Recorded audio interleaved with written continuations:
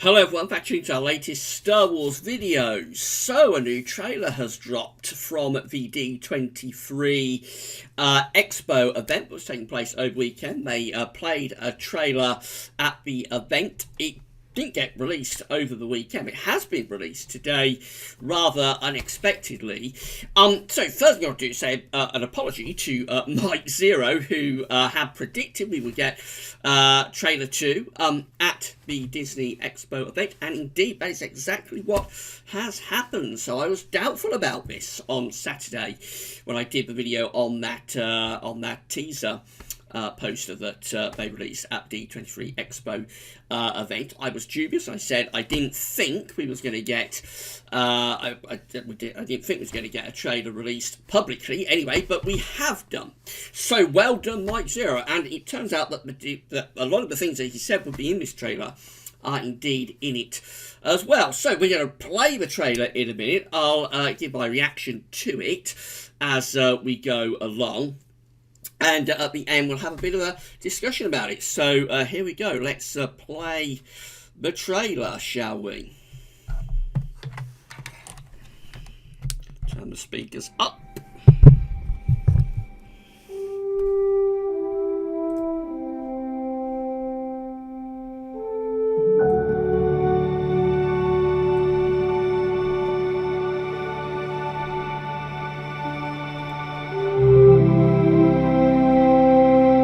Very much focusing on the past Star Wars films, of course, which Mike Zerohs said they would do. They're sort of telling us that this is the very end of the Star Wars. I'm curious about whether it is or not, but that's the message that they are giving. We've passed on all we know of the Star Wars saga theatrically. 1,000 generations live in you now. Luke Skywalker from the first teaser trailer, of course, from April. But this is your fight.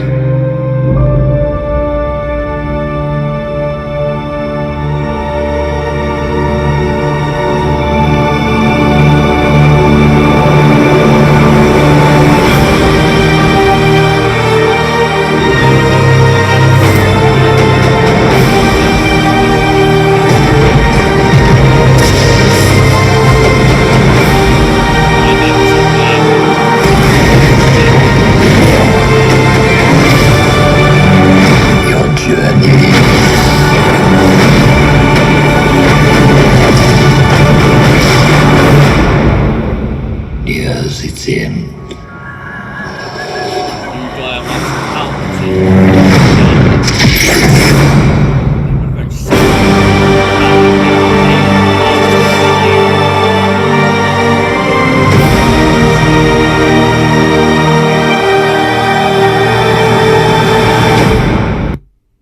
Okay, so what do we think about that then? So, I mean, they said they was going to very much play on the fact that this is the end of the Star Wars saga, the Luke Skywalker saga, episodes 1 through 9. This was going to be this is going to drive home the point that it's the final film of the Skywalker Star Wars saga. As I say, I'm dubious about whether that's the case. I think they will leave themselves room somewhere at the end of this to be able to do episodes 10, 11 and 12 if they need to top up the revenue a little bit. But for now, for what we know, this is the end of the Star Wars saga up to from episode 1 up to episode 9. So obviously all of the shots from Phantom Menace, from episode 1, from episode 2, Revenge of Sith, A New Hope, Empire Strikes Back, Return of the Jedi, and then Force Awakens and The Last Jedi. It's all playing on the idea that this is going to be the very end, if you like, of the saga. So that was to be expected. Luke back again in trailer 2. So same dialogue that we had in trailer 1, saying I think that's going to be saying to Rey that it's her sort of adventure, it's her journey. Now they've done as much as they can, passed on what they've known to her. Actually, I didn't have to pass anything on to her because she already knew it all. But anyway, we digress about that. So Luke again back, trying to give the idea that Luke is returning, of course, for the Rise of Skywalker after the backlash that took place. At the end of Last Jedi, when they pointlessly and needlessly killed him off. Let's go back and have a look at a couple more pieces of this. So I want to... all of the stuff from the previous episodes is really good. I'm pleased that they included all of those shots in from the previous episodes. Again, it just brings home the idea that this is the end of the Skywalker saga, even if we don't really believe that it is. So this is the point where we get to new footage. So, of course, we've got our heroes in the desert. We've got a nice shot of Princess Leia there, Carrie Fisher coming back. And got a nice climactic battle going on, hints of a climactic battle anyway. What's going on with C-3PO's red eyes? Let's just pause it and go back to that. So, something seems to be going on there with C-3PO. He actually looks a little bit sinister. I'm sure that's the impression that they're trying to get. I'm sure C-3PO won't be going to the dark side, although of course he was created, we found out in Phantom Menace, was created by Anakin, but I'm sure C-3PO won't be going to the dark side. I don't know why his eyes are coloured red there, but he does look a little bit sinister. That's the first time ever that C-3PO looks a little bit sinister in any sort of Star Wars footage. That is surely the impression that they're trying to cause debate and discussion about what's going on with C-3PO there.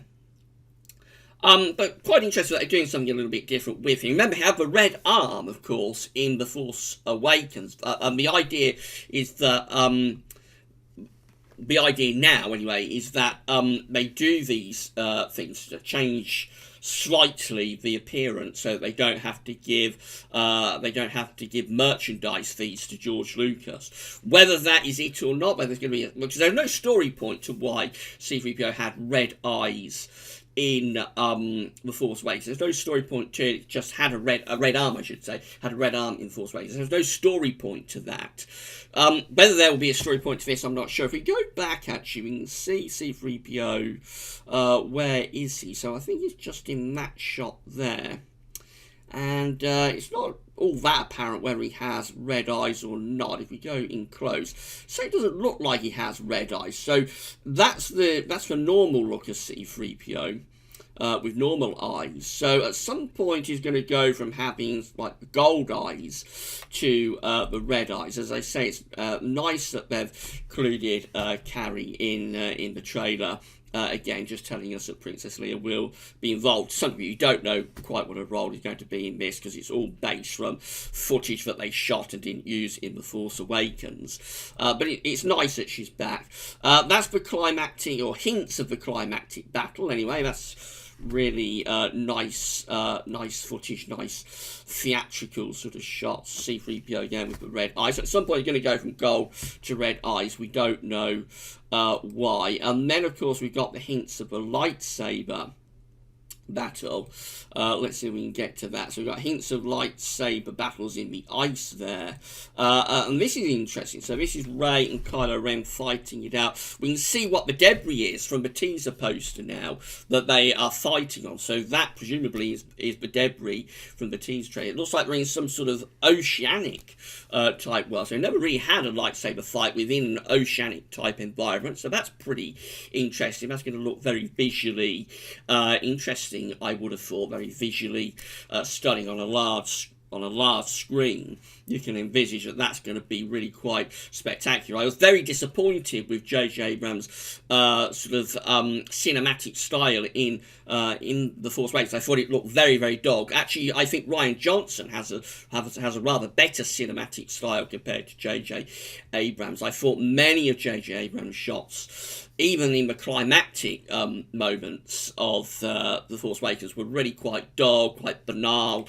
This looks very much more grandiose. It looks very much more Lucas-esque, if I may say. Maybe it's the influence of George Lucas. They have been spinning the idea that George Lucas has been been much more involved with the Rise of Skywalker compared to the other two films. So possibly that is George Lucas's influence coming out there. You really can envisage that would be a huge sort of special effects bonanza on big screen, and it will look very, very stunning indeed. But I thought the post sort of hinted that the debris they was on was kind of like from Mustafar, from Episode 3's volcanic planet. But no, this is a fight within an oceanic environment, and I think Mike Zerohs has been teasing that as well. Let's just pause that. So, yeah, actually, let's play that, shall we? If we can. So, we'll just go back to there. Let's go back to there and run that. So, I mean, that just looks very, very visually impressive, doesn't it? That looks really, really good, what they've done with that whole shot. It's only a brief moment of it, only a brief teaser, but you can envisage that's going to be a very, very spectacular fight. And then, of course, we get the shot, the surprise at the end. We've got Rey here. Let's see if we can get to her. There she is. We've got Rey illuminated, looking rather sinister, by the double-bladed lightsaber. So if we just run that, there it is. It's like Darth Maul's double-bladed lightsaber, although it's slightly different in that the lightsaber sort of opens out. So again, let's go back to it and see if we can play that. So there we go. And again, it's looking rather sinister. Is Rey going to the dark side?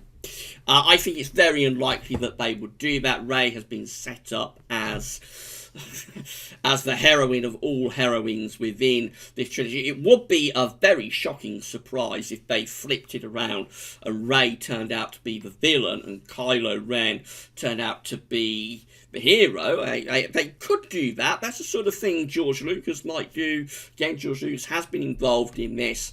But I think it would be very, very surprising if they did that. I'm not sure what that's hinting at. Obviously, I want people to speculate, is Rey going dark? Is she going to moving into being a dark side character? Hasn't been set up whatsoever at any point in the two films before that she has any sort of dark side potential within her. I suppose there was Luke saying that he's seen this power before and he didn't want to train her.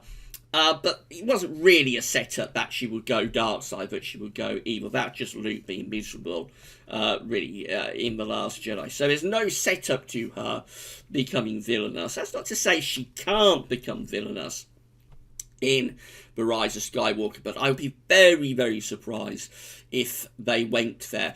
I did think that the way she flips the lightsaber, let's just quickly go back to that. This video's going on a little bit longer than I anticipated, but I just want to talk about that. How she flips the lightsaber. So let's see if we can run that from this shot. There we go. There. How she flips the lightsaber is in a way reminiscent of how Palpatine, I think, opened his lightsaber when he was confronted on Coruscant by Mace Windu and the Jedi. Anakin had revealed he's a Sith Lord. Mace Windu and the other Jedi Knights went to confront him, to arrest him. And he revealed then that he is indeed a Sith Lord, he's Darth Sidious. And he opened out the lightsaber from his sleeve and sort of did a flip with it. I did think that's kind of reminiscent of the way Palpatine flips his lightsaber in Episode 3. So it just hints that she might go dark, but I would be very, very surprised if they went in that direction with Rey, because she has been set up to be the ultimate heroine. It would be very, very bold and surprising if they did do it. And it's the sort of thing that would make me more interested in The Rise Skywalker, I have to say, if they went in that direction with her after the way she's been set up before. But because there's been no setup to her being a villainous character, I'm just not sure whether that would work. And of course, we have new dialogue from Ian McDiarmid, from Palpatine, he's back in all of his glory. We don't yet know exactly how they're going to return him. But obviously his spirit has been lurking somewhere after he was thrown down the Death Star shaft, and somehow he is going to return. I do think it's very ironic that this is highly playing on the idea of bringing all back to the previous films, very much focusing on legacy characters, on Palpatine, on C-3PO. We've got Luke at the beginning. And of course, at least half of the trailer is shots of the past film. So after saying "let the past die," kill it if you have to, in The Last Jedi, absolutely hammering us over the head with the fact that we've got to let the past die, we've got to move on, don't live in the past, forget it, doesn't matter. After so much of that in The Last Jedi, here we are at the Rise Skywalker, and they are hitting us over the head with these legacy characters and taking it all back to the rest of the saga. When the other two films really didn't focus on the rest of the saga hardly at all. So it is really ironic what they've done here. But that's it. It's exactly as Mike Zerohs described, or almost exactly as Mike Zerohs described. I'm not sure about the Jedi runes that he talked about, Rey being within the Jedi runes. But other than that, it's more or less as Mike Zerohs described it. So hats off to Mike. I was dubious about this on Saturday. And there we go. So this is the second teaser trailer. There will be a full final theatrical trailer in October. More of Rise Skywalker will be revealed then. And of course the film itself is out just before Christmas in December. Let me know what you think to this trailer. I think it's pretty good. I'm quite happy with it. But then again, all Star Wars trailers always look very good. Even the Last Jedi and the Force Awakens trailers were good. On the whole, they were a little bit weaker compared to the George Lucas saga, but they were pretty decent. They had pretty good visuals within them. And particularly The Last Jedi turned out to be very bad, but also I don't rate The Force Awakens at all. So we've been here before, decent trailers, but poor movies. We shall see what The Rise of Skywalker is like when it's released at the end of the year. Of course, we'll be doing more videos leading up to The Rise Skywalker here on the channel. So let me know what you think in the comments to the trailer. Did you enjoy it? Do you think it hits the right note? What do you think about Rey? Is she going to go dark? Why does C-3PO have red eyes? And anything else that I've forgotten to mention, let me know what you think in the comments. Please like, share, subscribe. And that's all for now. We'll be back with more Star Wars content very soon.